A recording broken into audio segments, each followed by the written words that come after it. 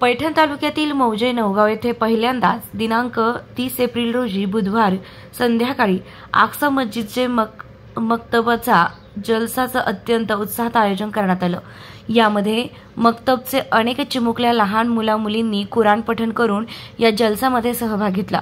भारत सरकारने जो वक्फ बोर्डाच्या विरोधात कायदा पास केला त्या विरोधात चीड म्हणून रात्री 9 वाजल्यापासून ते 9:15 पर्यंत बत्तीगुल आंदोलन करण्यात आलं।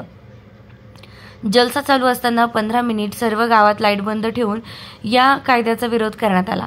त्याचबरोबर जालनाचे प्रसिद्ध हजरत मौलाना मुफ्ती अब्दुर्रहमान साहब नायगावी, अंबडचे मद्रसाचे नजोम श्री कारी साहेब, पैठणचे जमियत उलमाचे प्रमुख मुफ्ती रज्जाक साहेब, मौलाना अब्दुल रहमान साहेब, मौलाना सिराज, मौलाना अमजद, मौलाना रईस, मौलाना अन्सार, मौलाना शाहिद, मौलाना हाफिज माजिद, मौलाना हनीफ, मौलाना हबीब, मौलाना फैजल यांची प्रमुख उपस्थिती होती। या प्रसंगी पैठण तालुका राष्ट्रवादी काँग्रेसचे तालुका अध्यक्ष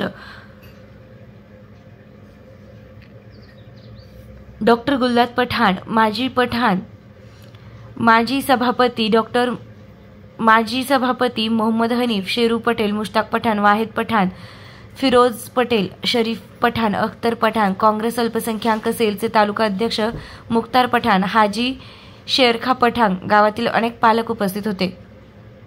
या कार्यक्रमाचं आयोजन आक्सा मस्जिदचे इमाम मौलाना फैजल यांनी केलं होतं। सूत्रसंचालन मौलाना हबीब यांनी केलंय।